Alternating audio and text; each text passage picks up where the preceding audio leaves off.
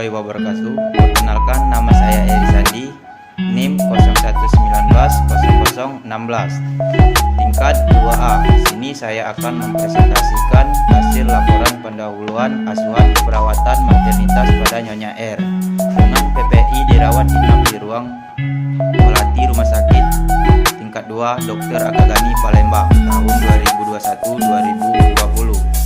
Laporan pendahuluan. 1. Konsep penyakit. A. Definisi. Menurut Oxfam 2010, partus prematur atau persalinan yaitu dimulai kontraksi uterus yang teratur disertai pendarahan atau autasi serviks serta turunnya bayi pada wanita hamil yang lama kehamilan kurang dari 37 minggu sejak hari pertama haid terakhir.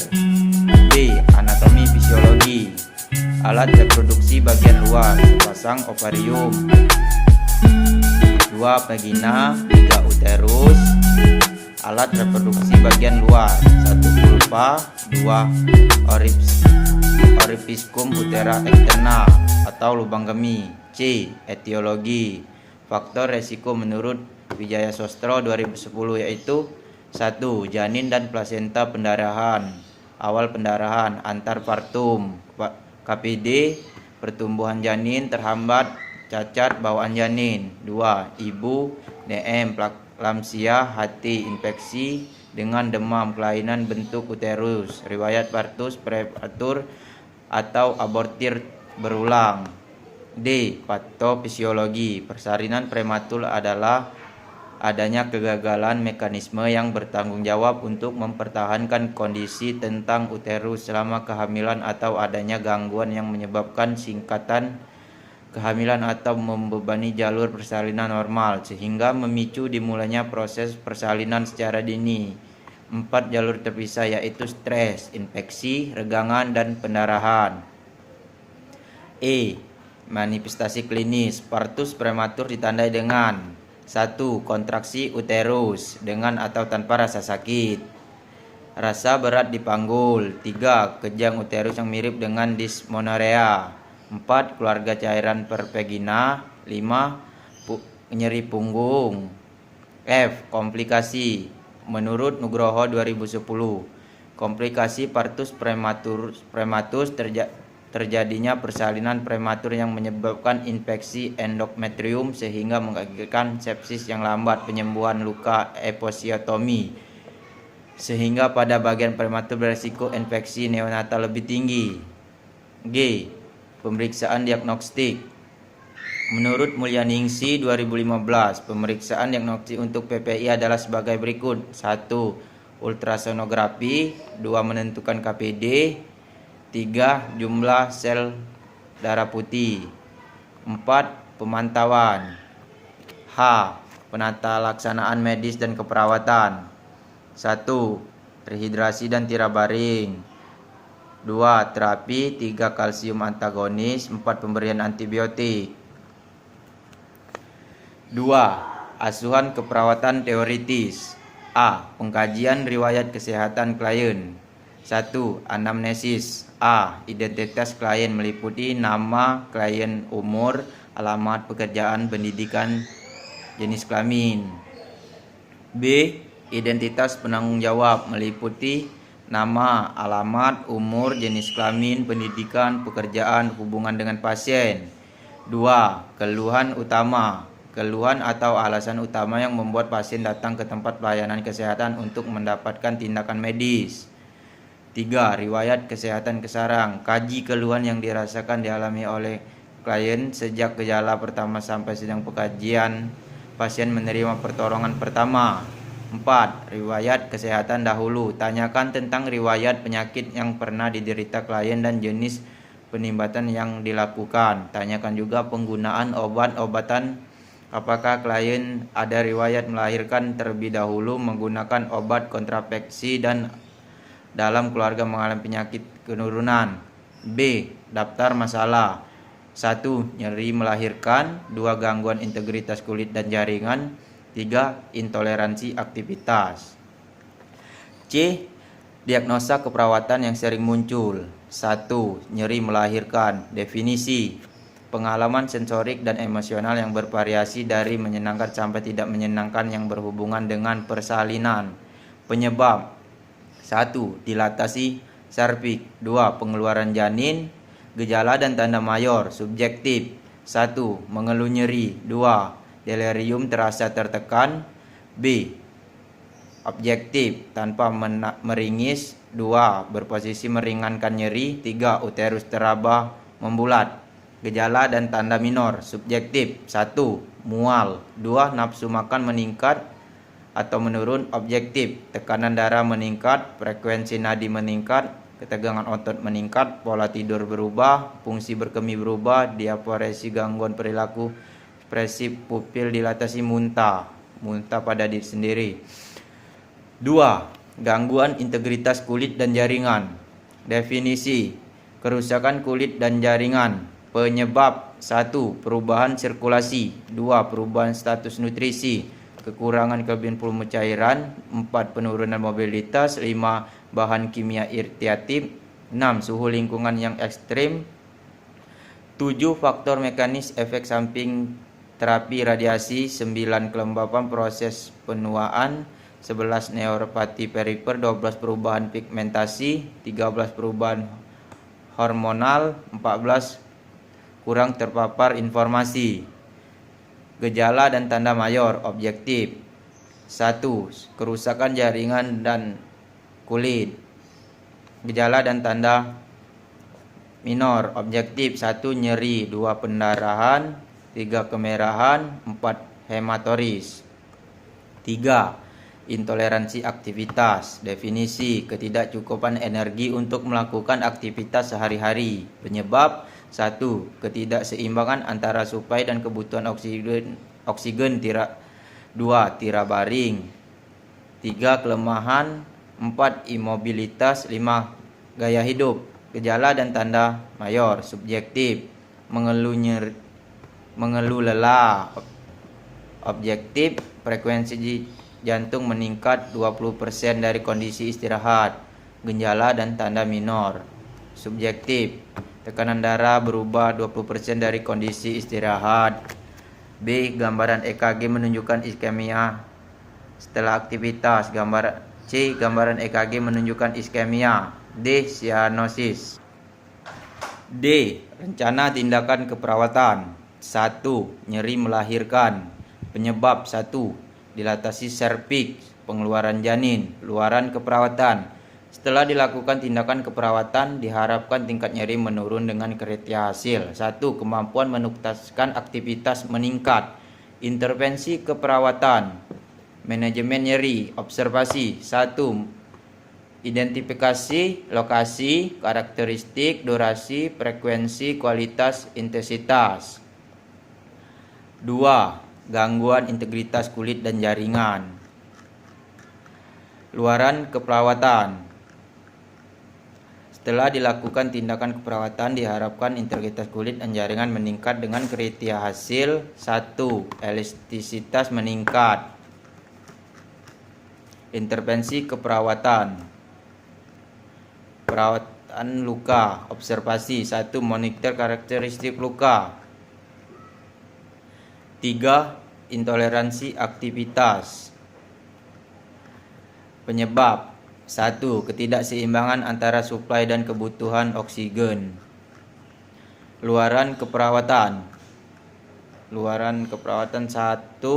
Setelah dilakukan tindakan keperawatan, diharapkan toleransi aktivitas meningkat dengan kriteria hasil. 1. Kemudahan aktivitas sehari-hari. Intervensi keperawatan. Manajemen energi. Observasi: 1. Identifikasi gangguan fungsi tubuh yang mengakibatkan kelelahan. Implementasi keperawatan. Implementasi adalah pengelolaan dan perwujudan dari rencana keperawatan yang telah disusun pada tahapan pemeriksaan, konsep dan penulisan asuhan keperawatan se-Heidi 2012. F. Evaluasi keperawatan. Tahap penilaian atau evaluasi adalah perbandingan sistematik dan rencana kesehatan klien dengan tujuan yang telah ditetap. Dilakukan dengan cara bersinabung dengan melibatkan klien, tenaga kesehatan lainnya. Daftar pustaka PPNI 2016 Standar Diagnosis Keperawatan Indonesia SDKI Jakarta. PPNI 2017 Standar Intervensi Keperawatan Indonesia SIKI Jakarta. PPNI 2018 Standar Luaran Keperawatan Indonesia SLKI Jakarta. Ratmawati Anna 2020 Asuhan Keperawatan Maternitas Yogyakarta Pustaka Baru. Susanto 2019 Anatomi Fisiologi Manusia Yogyakarta. Tema Publisma. Format pengkajian asuhan keperawatan postnatal. 1. Pengkajian. A. Identitas. Nama Nyonya R, umur 37 tahun, suku atau bangsa Indonesia, agama Islam, pendidikan SMA, pekerjaan ibu rumah tangga, alamat Perum Geria Dharma Sejahtera, Blok D nomor 35. Nama suami Tuan F, umur 40, suku Indonesia, agama Islam, pendidikan SMA, pekerjaan wira swasta, alamat Perum Geria Dharma Sejahtera, Blok D nomor 35. Nomor register 466. Tanggal masuk rumah sakit 17 Juni 2021, tanggal pengkajian 18 Juni 2021. Ruang Melati, pukul 9. Riwayat kesehatan. Keluhan utama, pasien mengeluh nyeri perut seperti akan melahirkan. 2. Riwayat penyakit sekarang. Perut terasa kencang sejak pukul 13. C. HPHT 26 September 2020. 2. Taksiran partus 31 Juni 2021. Frekuensi 4 kali per hari. Tempat perut, keluhan perut terasa kencang. 4. Imunisasi. 5. Riwayat persalinan. A. Tanggal persalinan rumah 18 Juni 2021. Tempat persalinan Rumah Sakit Tingkat 2 Dr. Akagani Palembang. Ditolong oleh Dr. Zulfikar SP OG. Jenis persalinan SC. Perdarahan ada, plasenta lengkap, ketuban negatif. B. Bayi, jenis kelamin laki-laki, berat badan lahir 2,7 kg, PB 41 cm, Apgar skor 7A1, V262A1R1. Anus tanpa anus normal pada bayi. Masa gestasi 35 minggu. Cacat bawaan, tidak ada cacat bawaan. D. Aktivitas sehari-hari. 1. Nutrisi. Pola makan. Pasien mengatakan pola makan teratur 3 kali hari. Komposisi makanan. 1. Porsi makan 3 kali per hari. Nasi atau sayur. Perubahan makanan yang dialami selama di rumah sakit pasien menghabiskan makan. 2. Eliminasi. Pola eliminasi BAB. BAB 1 kali per hari. Karakteristik lunak, warna kuning kecoklatan. Pola eliminasi BAK. BAK plus 3-5 kali per hari. Karakteristik berwarna kuning, tidak berbau, kurang lebih 200 cc. 3. Aktivitas sehari-hari. Personal hygiene, mandi dan gosok gigi 2 kali per hari. Pekerjaan, pasien mengatakan tetap melakukan tugasnya. Pola istirahat dan tidur, siang 1-2 jam, malam 1-8 jam. Seksualitas 1 minggu sekali. Kontrasepsi, rencana kontrasepsi, KB suntik 3 bulan. E. Pemeriksaan fisik. Keadaan umum, komplementis atau baik. Neurologis E4, F5, M6. Kesadaran, komposmetis, tanda-tanda vital. Tekanan darah 132/72. Suhu 36,4. Pernapasan 20 kali per menit. Nadi 100 kali per menit. Tinggi badan 150 cm. Lila 26,5 cm. Berat badan sebelum hamil 4,5 kg. Berat badan sekarang 55 kg. Kepala dan leher. A. Kepala bagian atas. Hematom atau post trauma. Tipe rambut panjang di bawah bahu. Distribusi rambut rata seluruh bagian kepala. Warna rambut coklat kehitaman. B. Wajah. Bentuk bulat, ada klosma gravidarum, tidak odem. Tidak ada odem. C. Mata pupil isokor. Ya, refleks cahaya normal jika pupil min. Sklera ikterik kekuningan, tidak. Konjungtiva anemis pucat, min. D. Telinga. Kerum ada, terpasang alat bantu dengar, iya. Malar atau pupi. F. Hidung. G. Bibir dan mulut. 6. Leher. 7. Torak. 8. Abdomen. A. Infeksi. B. Akultasi. C. Palpasi. 9. Genitalia. 10. Ekstremitas. F. Pengkajian psikososial. 1. Konsep diri. Pasien mengatakan ia adalah orang yang terbuka dan bisa menerima saran dan masukan dari orang lain. Kognitif. Pasien merupakan seorang ibu yang selalu mengamati keadaan lingkungan yang berhubungan dengan orang lain. 3. Behavior. Pasien merupakan ibu yang selalu memperhatikan tingkah laku dan ucapan. Menurut keluarga ia merupakan pribadi yang baik. 4. Mekanisme coping. Saat ada masalah, pasien selalu membicarakan dengan suami terlebih dahulu. Peran. 5. Peran ibu rumah tangga. 6. Support system.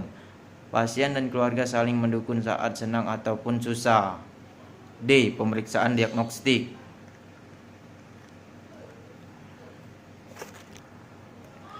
2. Analisa data.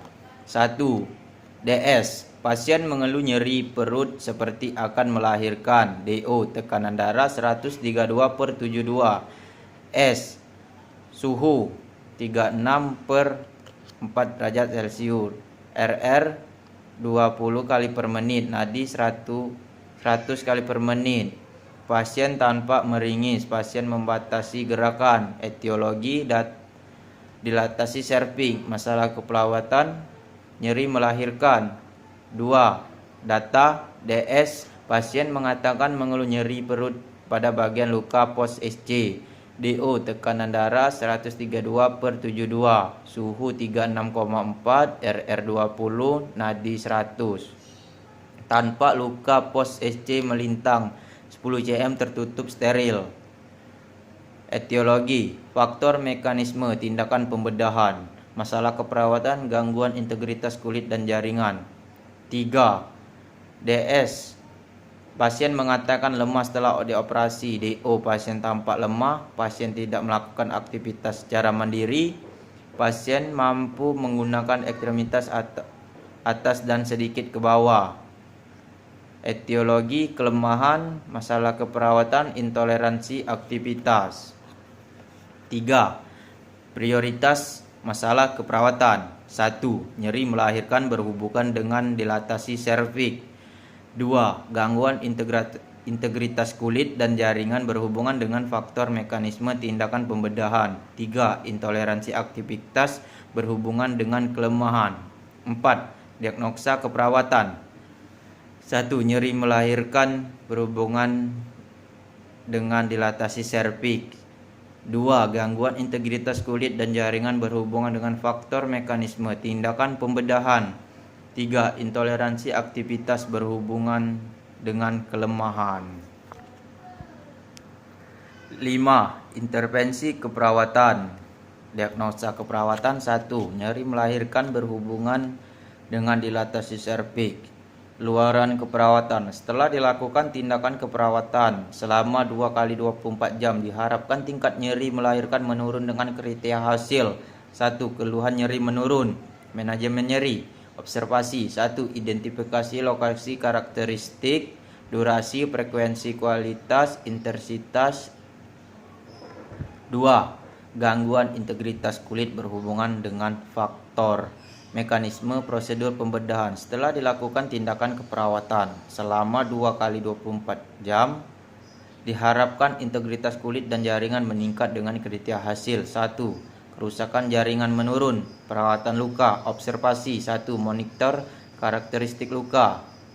3. Intoleransi aktivitas berhubungan dengan kelemahan. Setelah dilakukan tindakan keperawatan selama 2 kali 24 jam, diharapkan toleransi aktivitas meningkat dengan kriteria hasil. 1. Keluhan lelah menurun.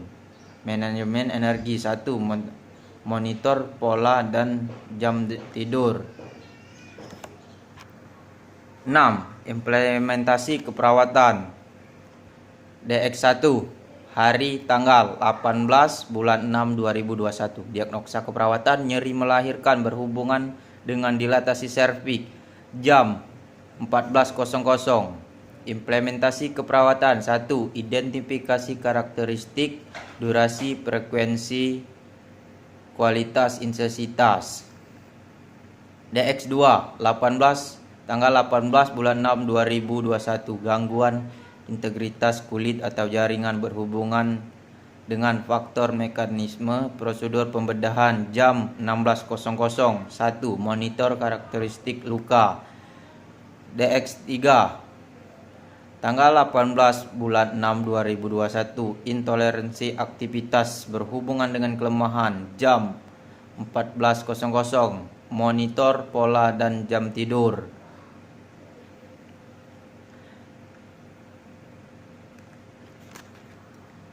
7.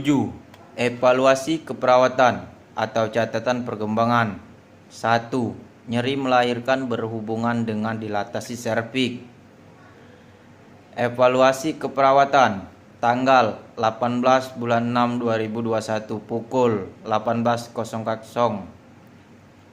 S. Pasien mengatakan sudah tidak merasakan nyeri seperti tadi. O. 1. Tekanan darah 110/80. 2. Suhu 36. 3. RR 20 kali per menit. 4. P 79 kali per menit. 5. Pasien tidak tampak meringis. 6. Pasien tidak mengeluh nyeri. A. Nyeri melahirkan masalah terastasi. F. Intervensi dihentikan. 2. Gangguan integritas kulit atau jaringan berhubungan dengan faktor, mekanisme prosedur pembedahan. Tanggal 18 bulan 6 2021 pukul 18. S. Pasien mengatakan nyeri pada luka bekas operasi. O. 1. Tekanan darah 110/80. Suhu 36. RR 20 kali per menit. P 79 kali per menit. Tanpa kemerahan pada luka. Tanpa luka pada abdomen bagian bawah. A. Gangguan integritas kulit dan jaringan belum teratasi. P. Intervensi dilanjutkan. 3. Intoleransi aktivitas berhubungan dengan kelemahan. Tanggal 18.06.2021 pukul 18. Pasien mengatakan masih belum bisa melakukan aktivitas. O. Tekanan darah 110/80. S 36. RR 20 kali per menit. P 79 kali per menit. Pasien tanpa lemas hanya bisa menggerakkan ekstremitasnya. Kalian melakukan aktivitas dibantu keluarga. Intoleransi aktivitas belum teratasi. Intoleransi aktivitas dilanjutkan. Demikianlah hasil presentasi saya. Saya akhiri. Wassalamualaikum warahmatullahi wabarakatuh.